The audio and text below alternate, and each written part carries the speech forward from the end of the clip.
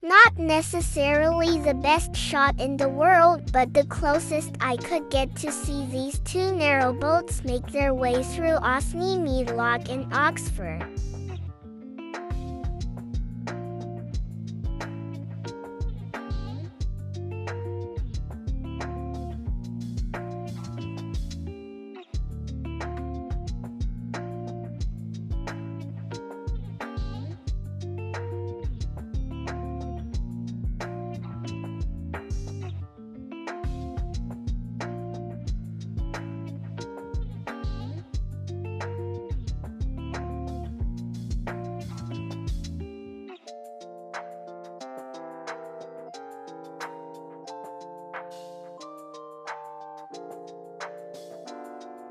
Please subscribe and hit that notification bell.